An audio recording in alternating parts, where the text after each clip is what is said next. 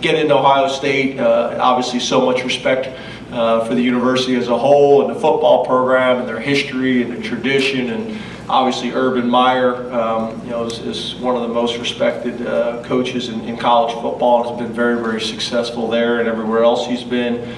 Their defensive coordinator, Greg Schiano, obviously, you know, very familiar with him and his reputation. Got a guy who's been a college and NFL head coach, you know, as their defensive coordinator, and then our offensive coordinator, Kevin Wilson. Again, you got a successful college head coach in our conference.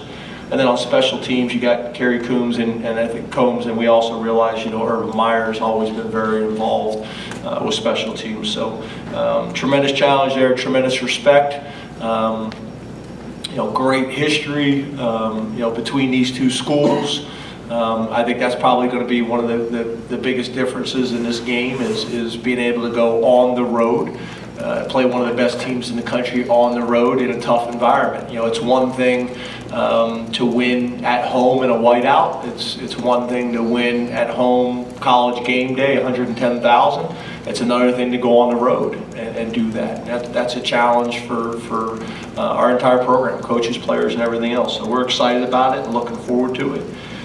Yeah, they're getting better. You know, I know everybody wanted this in the beginning of the season for every position, every unit just to be kind of hitting on all cylinders, but that's just not how it works. We're just going to love those guys and keep developing them and keep coaching them, and they're getting better. You know, Matt Limegrover does an unbelievable job for us, and I think the combination of Will Fries and Chaz Wright, you know, and those two guys' development and those two guys' ability to you know, create depth for us as well is really good. So, you know, I think they played really good against a really good D-line last week, but they're going to have to continue to grow because, you know, like I mentioned in the very beginning, you know, I think everybody realizes, you know, the type of respect and the type of players that Ohio State has up front. So it's going to be another challenge. I mean, that's the beauty of this conference, week in and week out. You know, you're going to go against high-level players, and you need to continue to develop, you need to continue to grow, and you need to continue to learn. And those guys are doing that. Yeah, I think it's one of the most important aspects of the game is field position. You know, it's funny. You know, you talk about all these different games. I remember Michigan last year. You know, we start the game backed up and are punting the ball out of our own end zone with a tight punt to Jabril Peppers. It's like the last way you'd want to start the game. You know, we started it that way, and then we played, you know, almost the first half on, you know, on our side of the field. You know, that's not how you'd like it to go. It's funny because I've been, you know, really looking at Northwestern. You know, whenever you go to Northwestern, it always seems to be really windy, and I've really noticed Pat. It's funny, last game, you know, I saw him talk to the reporter after the game, and she asked why he handled the end of the game the way he handled it, and he goes, well, look at your hair. And her hair was like blowing all over her head.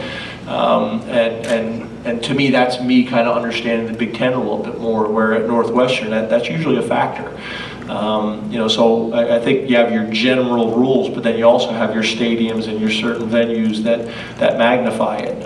But you know, it's something that we've tried to emphasize as much as we possibly could. And we got really good team speed right now, and we got a punter that does a great job in to me the three things that we asked him to do, which is hang time, which is distance, and which is location. And right now he's doing, you know, a really good job in all three of those, which isn't easy to do. And then we got, you know, guys that are taking a lot of pride in their role in terms of covering kicks, and it's the same thing on kickoff.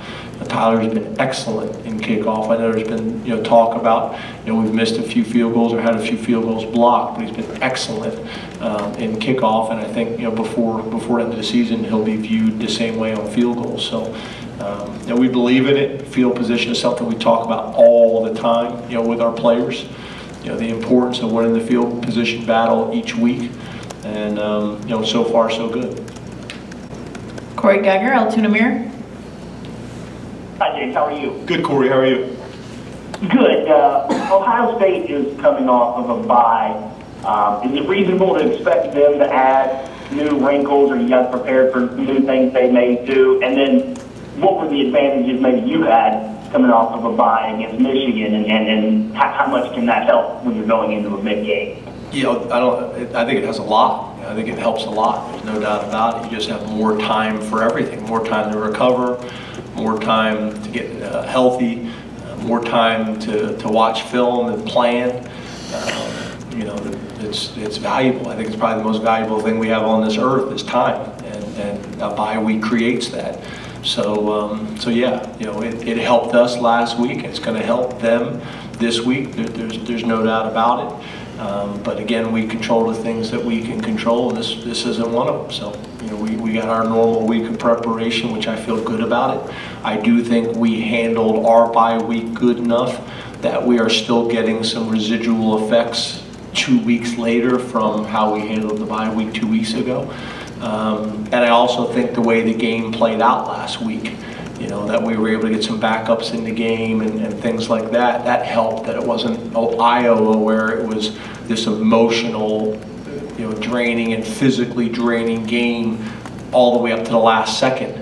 So I think there's value in that as well. So, you know, we're gonna maximize this week and get to the hotel and get a little bit more rest and then get ready to play the game. One of the better venues I've been in. I mean, they're right on top of you.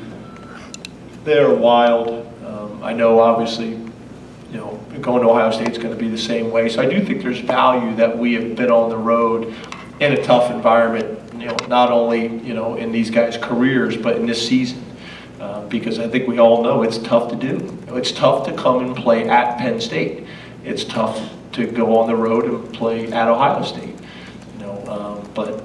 That's the situation we're in, and I want our guys to embrace it. I'm going to try to make practice as difficult as I possibly can.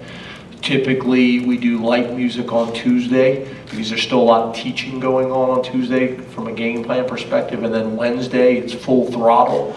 You know, piercing eardrums, headaches for the coaches at the end of practice. It's not a whole lot of fun, to be honest. I've actually been talking to Jevin about, you know, I don't know a whole lot about this kind of stuff, but you know, turning the treble down because it just pierces your ear out there.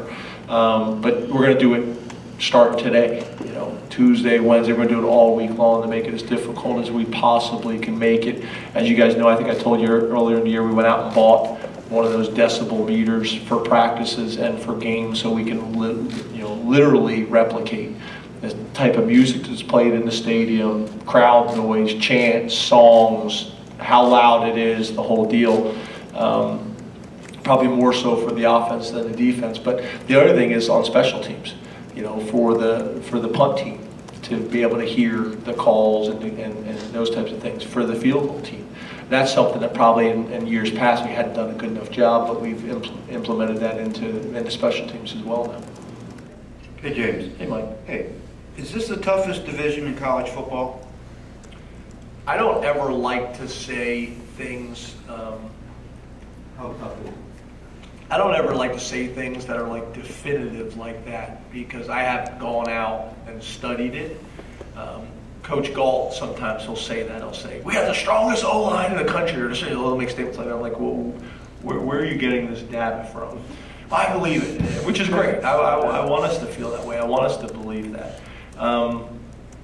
I've worked in a lot of different conferences, and I think we're part of the discussion. I think you can't have a discussion without us being a part of that discussion. Obviously, our side with Penn State and with Michigan State and with Michigan and Ohio State all on the same side of the conference. It's up there, you know, and obviously, you know. Someone that, you know, maybe has SEC ties is going to feel about that, or someone that has ACC ties is going to feel that, or the Pac-10, you know, or the Big 12. There's going to be arguments made, but I think for the people that study the game nationally without being biased, we're going to be a part of every single one of those debates and conversations, and I think that's all really you care about. But you know, I'd be making that argument.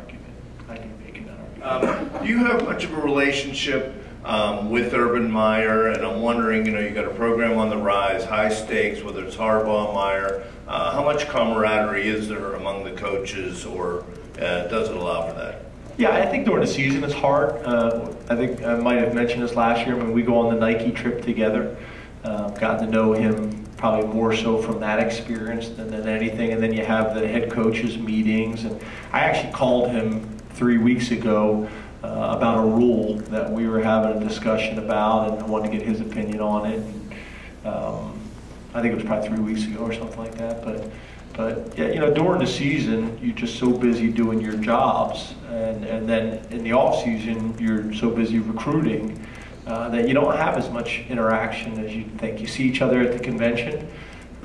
You see yourself maybe on like a Nike trip or things like that. You see them in a high school, but they're usually walking out of a high school and you're walking in, and they're going to see the next prospect and or get on a plane and fly somewhere else. So not as much interaction as you'd think. I think probably where you get the most of it is with your staffs. Like, you know, typically I'll have someone that I'm really close with on their staff, or they have someone they're really close with on our staff, and you kind of get to know people that way.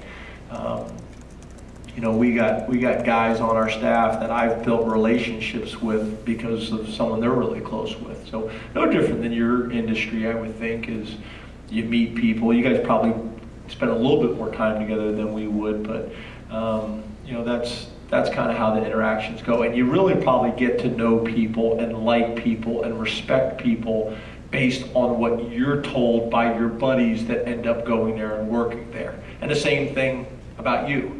You know, because they'll say, well, you know, that guy over there is a really good guy. I worked with him, known him for a long time, and you know, you kind of get to know each other, you know, that way. You know, in a lot of ways, it's amazing how many times we're sitting there, you know, watching film from early in the morning till late at night. Mondays are long days for us, and Joe will have a story about, you know, guys that he worked for or worked with, you know, 20 years ago, or Matt's got a story, and, you know, kind of something may come up on the film, or something may come up from a game planning perspective that triggers a memory. Josh Gaddis has got a story, or Ricky Ronnie's got a story, or I got a story, or the other side of the ball, and that's kind of how you get to know people, you know, and then it kind of goes from there.